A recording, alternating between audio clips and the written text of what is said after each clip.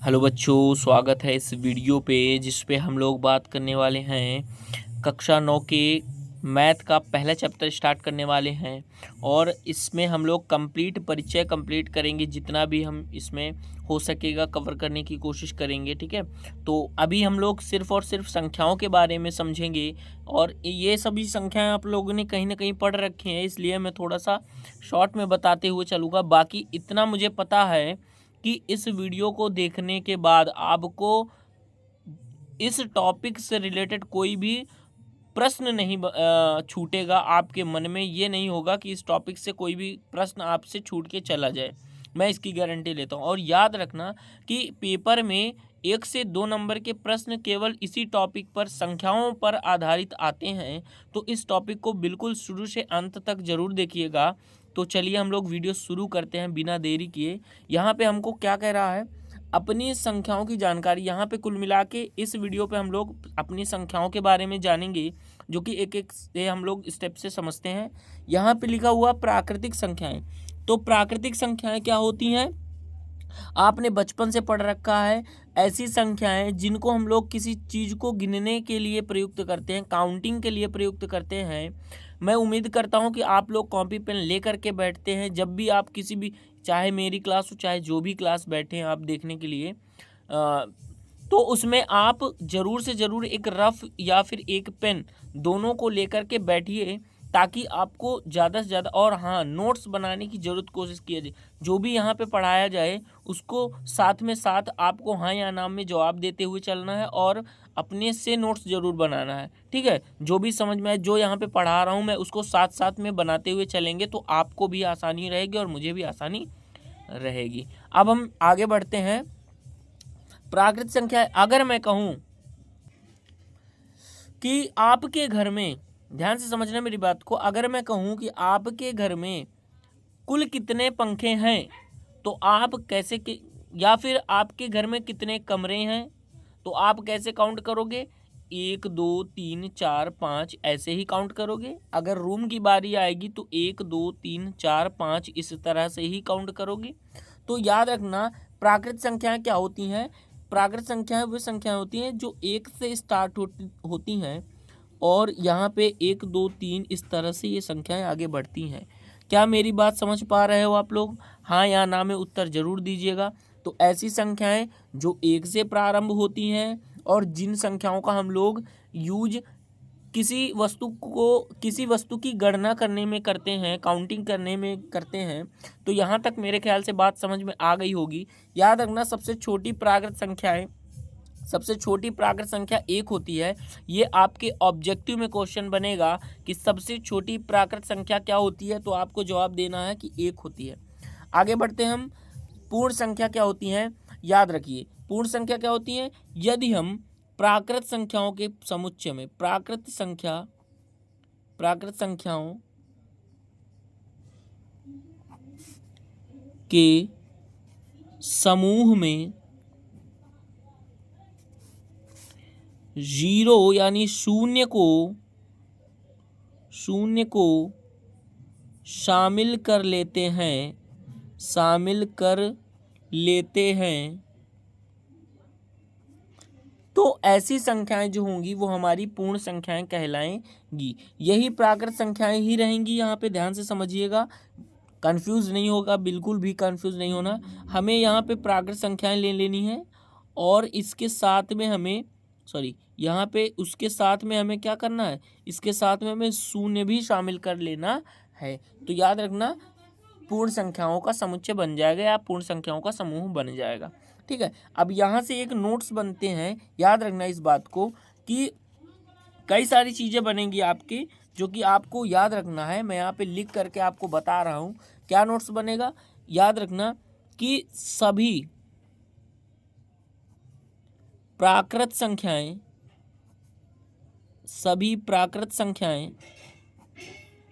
पूर्ण संख्याएं होती हैं। पूर्ण संख्या होती हैं। इस बात को बड़े गौर से आप लोग समझिएगा।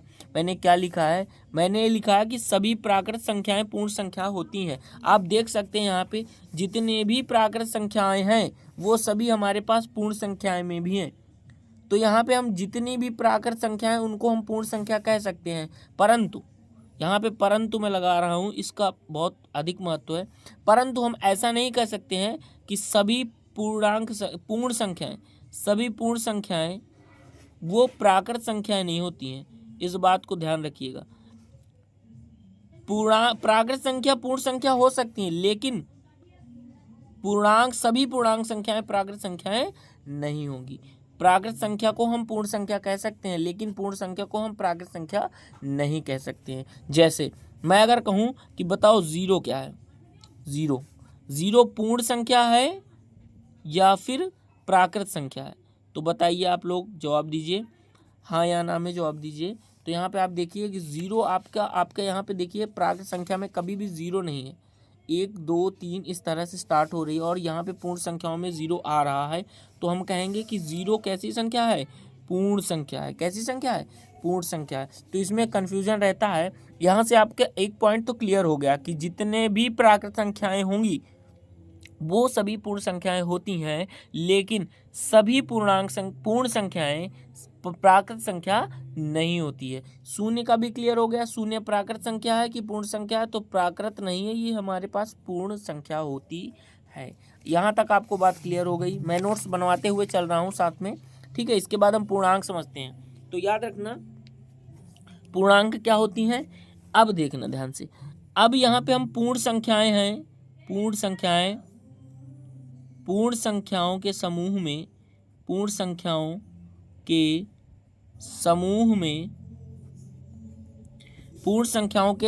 में यदि ऋणात्मक संख्याओं का मतलब क्या है? ऋणात्मक संख्याएं, मैं अभी क्लियर करता हूं। ऋणात्मक संख्याएं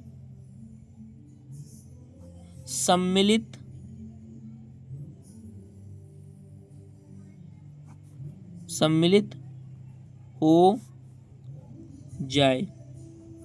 यहाँ पे मैंने क्या बताया? यहाँ पे मैंने बताया कि पूर्ण संख्याओं के समूह में यदि ऋणात्मक संख्याएं क्या होती हैं? देखिए ध्यान से, इसको मैं काटता हूँ, यहाँ पे आगे बताएंगे यहाँ पे, ठीक है। तो यहाँ पे ध्यान से समझिएगा क्या मैं कहना चाहता हूँ। देखिए यहाँ पे हमारे पास जीरो से स्टार्ट होने वाली है जो संख्याएं, वो हमारे पास हैं पूर्ण संख्याएं, यहाँ से यहाँ तक पूर्ण संख्याएं। और इन्हीं प्राकृत संख्याओं का यहाँ से अगर इतना देखिएगा 1 2 3 4, यहाँ से तो प्राकृत संख्या है, और इन्हीं का ऋणात्मक मान ले लेते हैं इधर साइड, इन्हीं को ऋणात्मक बना दें, -1 -2 -3 -4।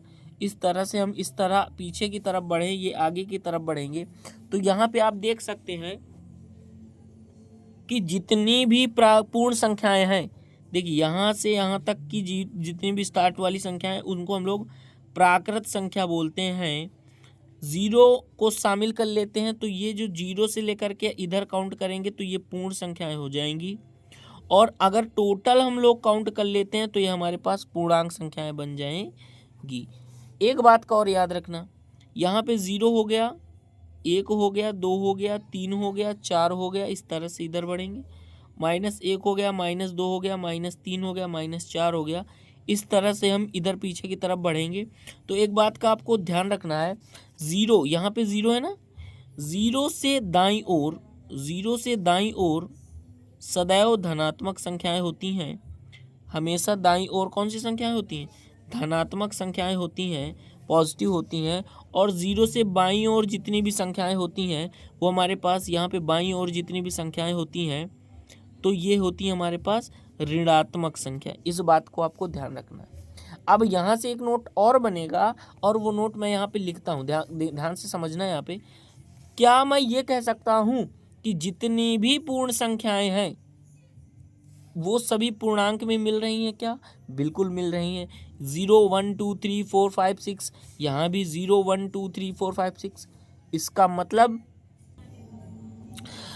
मतलब कि यहाँ पे जितनी भी पूर्ण संख्याएं हैं वो पूर्णांक में काउंट होंगी। लेकिन क्या सभी पूर्णांक संख्याएं प्राकृत होंगी, पूर्ण होंगी? नहीं, यहाँ पे उल्टा चल रहा है। देखिए, जो प्राकृत संख्याएं हैं उनको हम पूर्ण कह सकते हैं, लेकिन पूर्ण को प्राकृत नहीं कह सकते। इसके बाद आगे बढ़े, पूर्ण और पूर्णांक में हम लोग पूर्ण संख्याओं को पूर्णांक कह सकते हैं, लेकिन पूर्णांक को पूर्ण नहीं कह सकते हैं। ठीक है, तो इस तरह से हमें एक और नोट पॉइंट मिल गया है यहाँ पे, उसको मैं लिखता हूँ। यहाँ पे क्या हो गया हमारे पास, यहाँ पे हमको नोट पॉइंट मिला है। यहाँ पे मैं नोट पॉइंट बनाने जा रहा हूँ, जो कि यहाँ पे हम कह सकते हैं कि प्रत्येक पूर्ण संख्याएं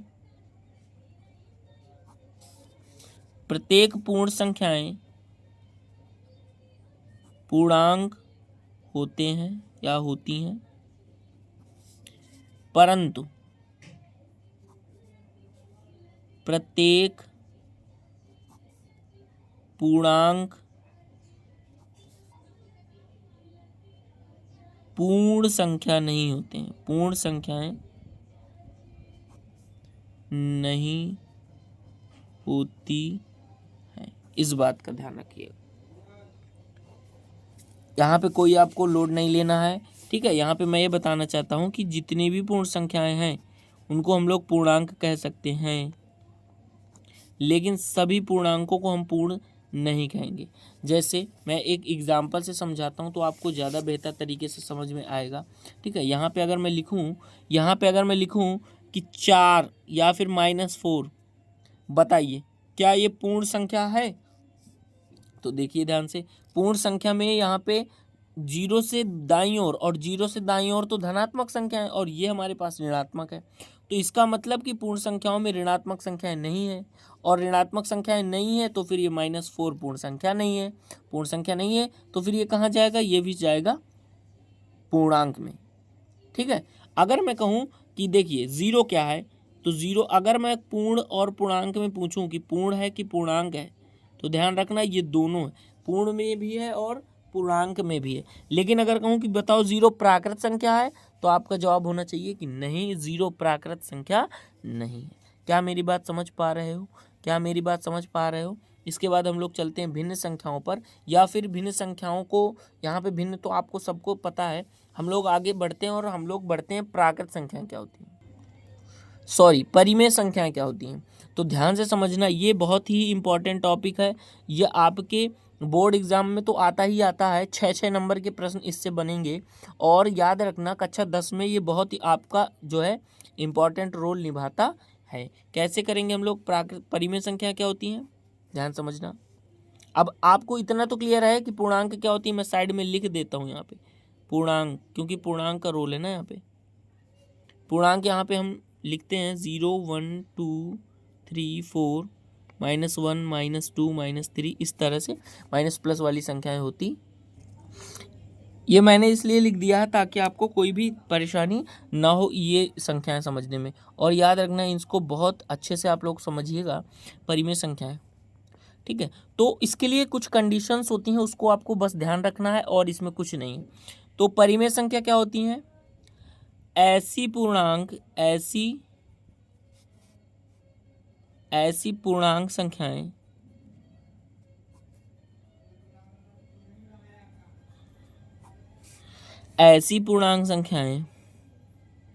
जिनको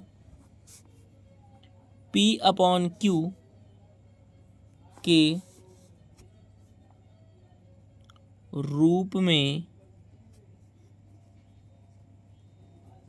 लिखा जा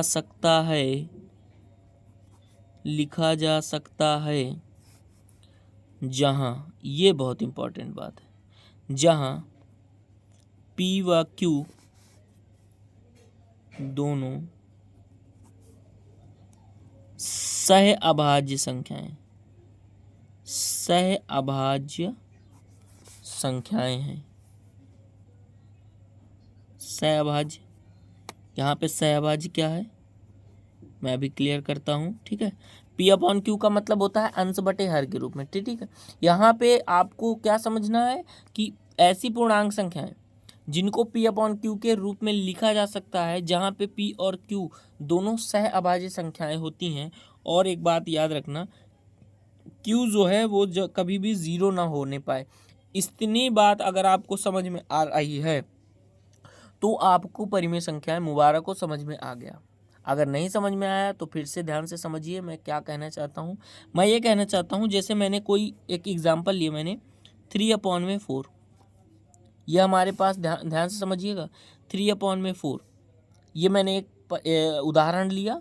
यहाँ पे आप देखिएगा, ये हमारे पास सबसे पहली बात यहाँ पे क्या कह रहा था, ऐसी पूर्णांक संख्याएं जिनको P/Q के रूप में लिखा जा सके। तो ऐसी पूर्णांक संख्याएं, तो ध्यान से समझिए, 3 भी पूर्णांक है और 4 भी पूर्णांक है ना। तो पहली यहाँ पे देखिए परिभाषा के हिसाब से सब चीज़ क्लियर हो रही है। ऐसी पूर्णांक संख्याएं बोल रहा था तो हमने पूर्णांक संख्याएं ले ली, जिनको P/Q यानी अंश बटे हर के रूप में लिख सकते हैं। तो हाँ बिल्कुल, यहाँ पे 3 अंश है और 4 हर है, तो P/Q के रूप में भी लिखा है। Q 0 नहीं है, मतलब जो नीचे वाली संख्या है वो 0 नहीं है, तो ठीक है, यहाँ तक हम बढ़ गए आगे। अब ये क्या बोला है, P व Q दोनों सहभाज्य संख्याएं। तो सहभाज्य संख्याएं ये होती हैं कि जिनके सहभाज्य संख्याएं यहाँ पे लिखता हूँ मैं, ये सहअभाज्य संख्याएं।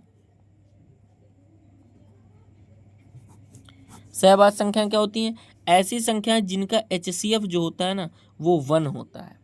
या और सरल भाषा में समझें तो ऐसी भिन्ने जो सरलतम रूप में लिखी हूँ। किस रूप में लिखी हूँ, सरलतम रूप में। सरलतम रूप के मतलब है कि वो और ज़्यादा हल ना हो। जैसे मैं भी कन्फ्यूजन दूर कर रहा हूँ, यहाँ पे 3/4 है, एक और ले रहा हूँ मैं, ध्यान से समझना, यहाँ पे मैं 6/9 ले रहा हूँ। दो मैंने अलग अलग ली हैं और इनमें आपको कन्फ्यूज़न नहीं होना चाहिए। देखना दोनों, देखिए परिभाषा के हिसाब से ये ऐसी पूर्णांक संख्या है। तो देखिए यहाँ पे 3 और 4 दोनों पूर्णांक है, 6 और 9 दोनों पूर्णांक है। यहाँ तक आपका सही चल रहा है। जिनको P/Q के रूप में लिखा जा सकता है, तो बिल्कुल जी, यहाँ पे 3 और 4 दोनों अंश बटे हर के रूप में लिखे हैं, 6 और 9 दोनों अंश बटे हर के रूप में लिखे। Q 0 नहीं है भाई, दोनों जगह नीचे 0 नहीं लगा है। अब हम आगे बढ़ते हैं, ये स्टेटमेंट, और ये इंपॉर्टेंट स्टेटमेंट है। P और Q दोनों सहभाज्य होने चाहिए, और सहभाज्य मैंने बताया जिनका HCF 1 हो। और ये नहीं समझ में आया तो इसको समझ लो, भिन्न सरलतम रूप में, जो भी भिन्न सरलतम रूप में होती है उसको हम लोग सहअभाज्य कहते हैं, ठीक है। तो यहाँ पे देखिए सरलतम रूप में ये लिखा है, कैसे मैंने कहा ये सरलतम रूप है, ये सरलतम रूप, लेकिन ये सरलतम रूप में नहीं है। क्यों, क्योंकि देखिए इन दोनों में किसी तीसरे का भाग नहीं जा रहा, मतलब ये दोनों अपने में ही मगन है, किसी तीसरे का यहाँ पे कोई भी इंटरफेयर नहीं हो रहा। लेकिन यहाँ पे देखिए, यहाँ पे 3 से ये दोनों डिस्टर्ब होंगे। 3 से आप इसको 2 बार में डिवाइड कर सकते हो, 3 से इसको 3 बार में डिवाइड कर सकते हो। अब इसको जो बनाया मैंने काट के, तो ये 2/3 आ गया, और ये हमारे पास ये सरलतम रूप प्राप्त हुआ है। क्या मेरी बात समझ पा रहे हो। भिन्न ये भी थी, यहाँ तक आपकी परिभाषा भी सेम मिल रही थी, सब कुछ सही चल रहा था। ऐसी पूर्णांक संख्याएं तो पूर्णांक भी थी, P/Q के रूप में लिखी, P/Q के रूप में भी लिखी थी। Q 0 नहीं था, लेकिन यहाँ पर आकर के फेल हो गया। और अगर इनमें से कोई भी स्टेटमेंट अगर फेल होता है तो फिर हम कह देते हैं कि वो परिमेय संख्या नहीं है। इसको जब हमने हल किया, सरल किया, तो 2/3 निकल के आई, और ये सरलतम रूप में लिखी, इसमें किसी और तीसरे का भाग नहीं जाएगा एक के अलावा, तो फिर हम कह देते हैं कि ये हमारे पास परिमेय संख्या है, और ये हमारे पास परिमेय संख्या। क्या मेरी बात समझ पा रहे हो। अब आप कमेंट में ज़रूर बताइए कि 5/6 परिमेय है कि अपरिमेय है। 5/6 परिमेय है या फिर अपरिमेय, ठीक है। फिलहाल हम उदाहरण लेके चलते हैं। तो उदाहरण में, एग्जाम्पल में हम क्या लेके चलेंगे, एग्जाम्पल में हम लेके चल रहे हैं, जैसे हमारे पास 3/4 हो गया, 1/2 हो गया, 3/5 हो गया, 7/9 हो गया, -3 हो गया, -2 हो गया, -3 हो गया, -2 हो गया, 0 हो गया, 1 हो गया, 2 हो गया। आप कहेंगे सर जी ये अरे अरे अरे ये क्या कर रहे हो। तो यहाँ पे ध्यान से समझना, माइनस वाली संख्या है, यहाँ माइनस वाली संख्या है, 0 है, 1 है, 2 है। आप कहेंगे सर जी ये तो आपका यहाँ पे पूर्णांक तो है, लेकिन P/Q के रूप में ही नहीं लिखा। तो देखो ध्यान से, यहाँ पे -3 है, क्या मैं 3 के नीचे 1 मान सकता हूँ, लो बन गई P/Q के रूप में। -2 को -2/1 लिख सकता हूँ, 0 को भी तो 0/1 लिख सकता हूँ।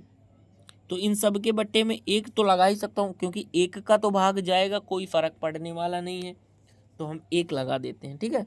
तो यहाँ तक बात समझ में आ रही है। तो हम यहाँ से एक नोट पॉइंट फिर से बनाएंगे, और वो नोट पॉइंट क्या होगा, वो नोट पॉइंट ये होगा कि जितनी भी पूर्णांक संख्याएं हैं, नोट यहाँ पे बनेगा जाके, जितनी या सभी पूर्णांक संख्याएं परिमेय संख्याएं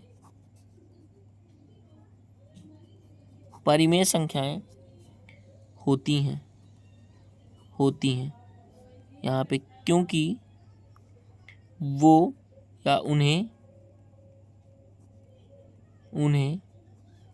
P/Q के फॉर्म मतलब रूप में बदल सकते हैं, है ना, लिख सकते हैं। इसलिए हम लोग सभी पूर्णांकों को परिमेय संख्याएं कह सकते हैं।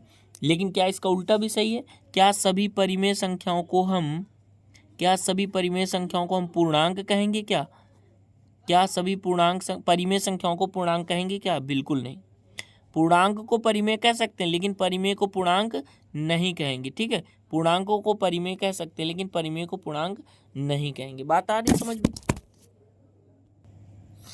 अब एक बात और समझिए, कभी भी परिमेय संख्याओं को दो प्रकार से बांटा गया है। यहाँ पे आपकी कक्षा 10 में जब आप जाओगे तो उसको हम लोग, कभी भी परिमेय संख्याएं जो होती हैं वो हमको दो प्रकार से बांटा गया है परिमेय संख्याओं को।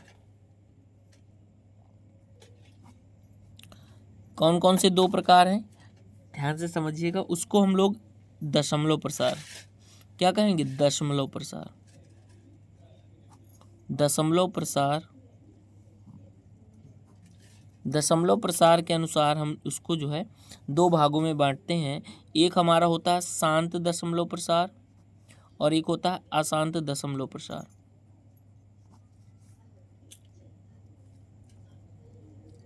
दशमलव वाली संख्याओं को भी हम परिमेय संख्या कहते हैं। ठीक है, तो कैसे कहेंगे? देखिए, क्योंकि दशमलव प्रसार भी दो तरह के होते हैं, एक शांत दशमलव प्रसार होता है और एक अशांत दशमलव प्रसार होता है। तो इनमें समझने वाली बातें हैं। अशांत दशमलव प्रसार भी दो प्रकार के होते हैं, एक अशांत आवर्ती होता है और एक अशांत अनावर्ती होता है। ठीक, तो यहाँ पे अब मैं एग्जाम्पल दे करके बताता हूँ। एग्जाम्पल मैं यहाँ पे लिखता हूँ, जैसे हमारे पास में 4/3, या इसको छोड़ो, केवल दशमलव में लिखी हुई संख्या, तो उसको कैसे पहचानोगे? ठीक है, इसका मैं अलग सेपरेट वीडियो बना दूंगा कि भिन्न को दशमलव में कैसे बदलते हैं। ठीक है, फिलहाल हम अगर दशमलव में संख्या दी गई है तो कैसे पहचानोगे कि वो परिमेय संख्या है अथवा नहीं है? तो फिर हमको ध्यान देना है। शांत दशमलव प्रसार हम लोग पहले समझते हैं। जैसे कहीं पर आ जाए 3.243, ये दशमलव के बाद कुछ कदम चला लेकिन खत्म हो गया, तो इसको हम लोग कहेंगे शांत दशमलव प्रसार। जैसे एक और 4.3297921973, ये हम यहाँ पे देखना ध्यान से, यहाँ पर दशमलव के बाद अंक चलते जा रहे हैं और ख़त्म नहीं हो रहे हैं।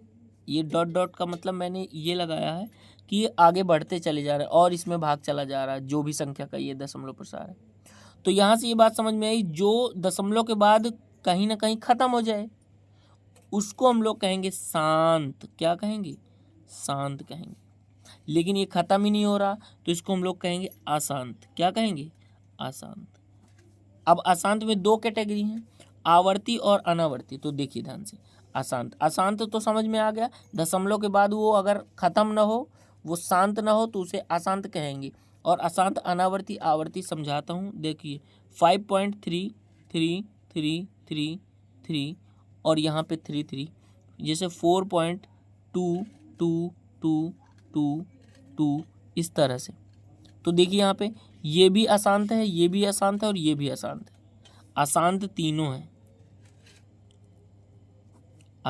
तीनों हैं, लेकिन कौन सा आवर्ती कौन सा अनावर्ती है? तो ध्यान से समझना। अगर दशमलव के बाद एक ही अंक आ रहा है जैसे यहाँ पे 3 3 3 3, हर जगह 3 3, और आगे भाग दोगे तो 3 ही आएगा। इसके आगे का टर्म आप बता सकते हो कि इसके आगे 3 3 ही आएगा, इसके आगे 2 2 2 2 ही आएगा। तो आप कहोगे कि ये अशांत आवर्ती, अशांत आवर्ती है, ये अशांत आवर्ती है। क्या मेरी बात समझ पा रहे हो? लेकिन अगर आप यहाँ पे दशमलव के बाद अंक रिपीट नहीं हो रहा, मतलब एक ही अंक नहीं आ रहा दोबारा, तो आप क्या बता सकते हो यहाँ पे कि 3 के बाद में कौन सा नंबर आएगा? आपको यहाँ पे देखिए 3 के बाद आप नहीं बता सकते हो। यहाँ पे आपको पता था हर जगह 3 3 आ रहा तो आगे भी 3 3 जाएगा। यहाँ पे देखिए 2 2 आ रहा था तो आगे भी 2 2 जाएगा। लेकिन यहाँ पे देखिए 3 2 9 7 9 2 1 9 7 3, इस तरह से अलग अलग नंबर हो रहे हैं और ख़त्म भी नहीं हो रहे हैं और रिपीट भी नहीं हो रहे हैं। तो ख़त्म भी नहीं हो रहे हैं और रिपीट भी नहीं हो रहे हैं, तो इसका मतलब ये अशांत अनावर्ती होगा। ठीक, तो इस तरह से हमने आवर्ती और अनावर्ती दशमलव प्रसार सीखे। अब हम बात करते हैं अपरिमेय संख्या की। तो अपरिमेय संख्या क्या होती हैं? अपरिमेय संख्याएं ज़्यादा नहीं सोचना है, जिन संख्याओं को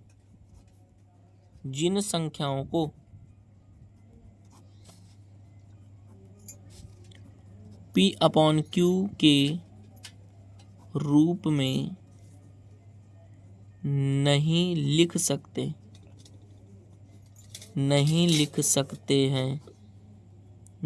सकते हैं, जैसे √2।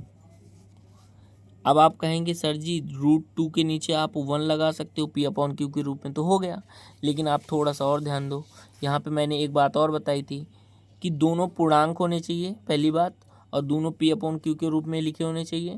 ठीक है, तो यहाँ पे देखिए ध्यान से, यहाँ पे आप देखिए P/Q के रूप में तो लिखा है ये, लेकिन क्या P और Q दोनों पूर्णांक हैं क्या? आप इस बात को ध्यान दीजिए। तो यहाँ पे एक तो पूर्णांक है, लेकिन √2 तो पूर्णांक नहीं है, √2 तो पूर्णांक नहीं है, क्योंकि पूर्णांकों की संख्या में आप यहाँ पे समझ रहे होंगे कि जब मैंने पूर्णांक बताए थे, यहाँ पे मैं शीट फिर से दोबारा लगाता हूँ, पूर्णांक संख्याओं में यहाँ पे आ रहा था माइनस वाली संख्या, प्लस वाली संख्या और 0 आ रहा था। यहाँ पे रूट वाली संख्या थी नहीं, तो यहाँ पे हम लोग जब पूर्णांक नहीं है, क्योंकि पूर्णांक ही लेने हैं, है ना, तो यहाँ पे पहली बात तो P पूर्णांक नहीं है, Q तो पूर्णांक है लेकिन P पूर्णांक नहीं है, इसलिए हम लोग इसको कहेंगे कि अपरिमेय संख्या है। अपरिमेय संख्या का एक फॉर्मूला होता है, आप अगर ध्यान रख सको तो अपरिमेय संख्या क्या होती हैं? अपरिमेय संख्याओं को याद करने का वो होती है रूट के अंदर अभाज्य संख्याएं, या फिर यूं कह लो, इसको मत याद रखो, केवल इतना याद रखो कि रूट के अंदर ऐसी संख्याएं हैं जो पूर्ण वर्ग न हो, पूर्ण वर्ग ना हो का मतलब क्या है?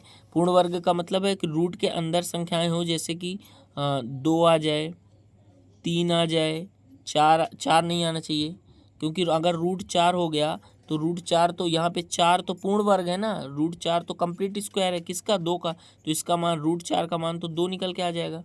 तो रूट के अंदर ऐसी संख्याएं हो जो कंप्लीट स्क्वायर ना हो। इसी के साथ हम यहाँ पे ये लेक्चर हम लोग छोड़ते हैं और अगली वीडियो पर मिलते हैं, और अगली वीडियो पर हम लोग बात करेंगे, ये हमारे पास 2 प्रश्न रखे हुए हैं, इसको हम लोग कल हल करेंगे। क्या